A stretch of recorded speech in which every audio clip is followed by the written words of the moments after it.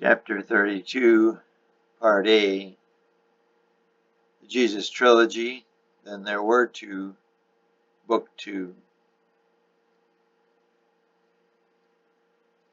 What do you think, class? Yeah, let's go again. A month had passed since Mary's World Religion class, number 138, had gone to Damascus. They all had a great time, and their teacher, the priest, had suggested at their urging that they take another field trip over the weekend. Mary was saying yes, but her heart was saying no. She missed her husband so much. She would spend some nights crying instead of studying, but she still was managing to pull an A- average in all her classes. She would have a good shot at straight A's if she could do well in the finals. The semester would end on December 20. Jesus' birthday fell on December 25, and Mary was already making plans for the celebration.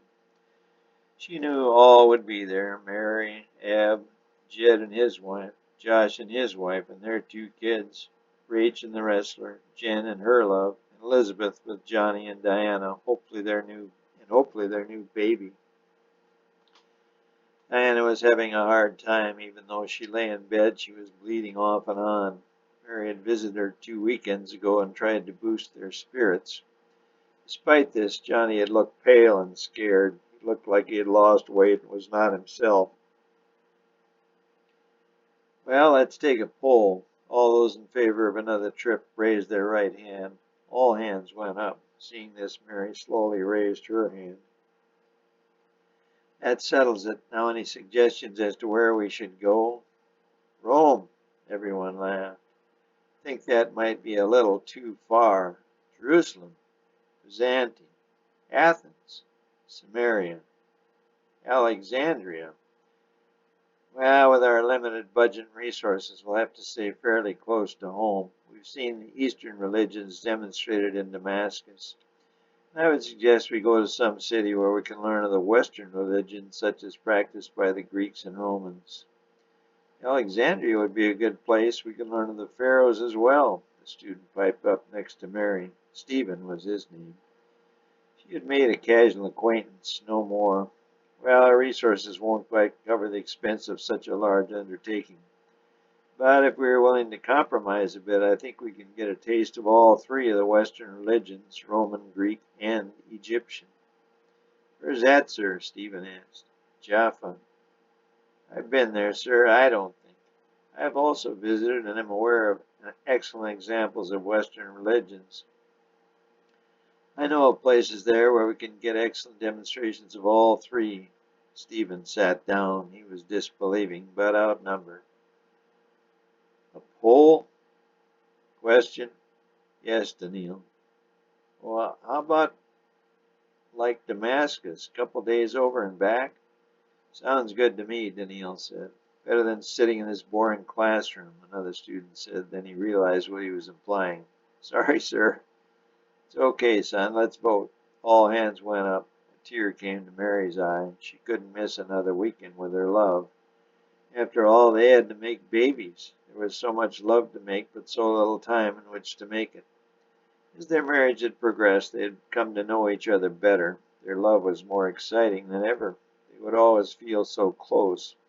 But this made them all the more lonely when apart. They realized it would be 4 years, minus the summer months, that they would be apart. That is, unless Mary became pregnant, then she'd have to quit upon delivery and return later to complete her education. She and Jesus both wanted her to get her degree. In addition to the satisfaction it would help out financially, they would need all the help they could get if a baby came. Mary didn't want the baby now, but on the other hand, she did. God would have to work it out. Hadn't he worked it out for them so far in their lives? They had gotten through the difficult times of long-distance love. After all, what could be worse than being apart from your new husband? She knew nothing could. When do we leave, Teach? Stephen asked. First thing tomorrow morning, the priest said. It's only the first light when Mary awoke that Friday.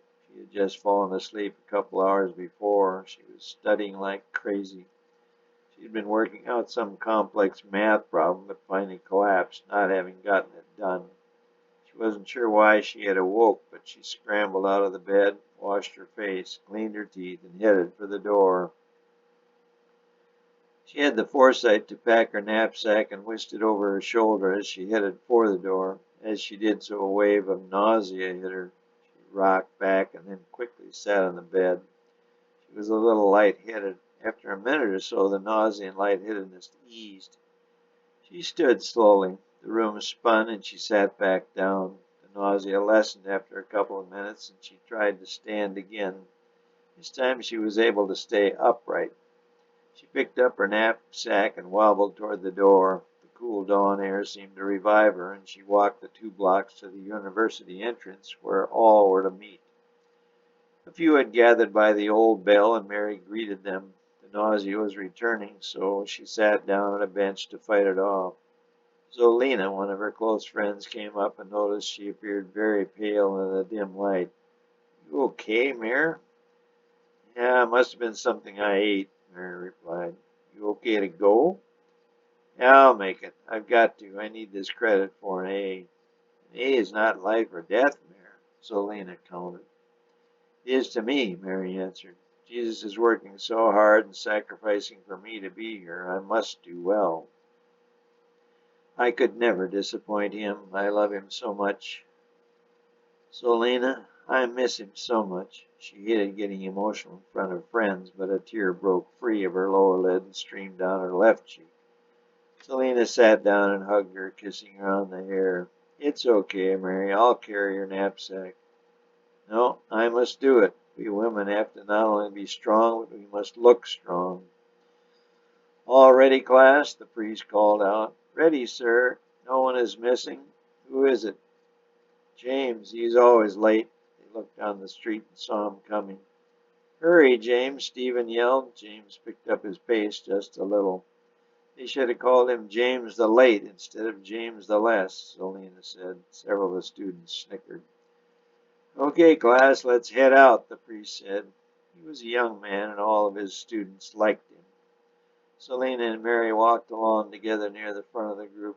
Mary was still a little weak, and the nausea still lingered, but as she walked along, the cool air again seemed to give her some energy.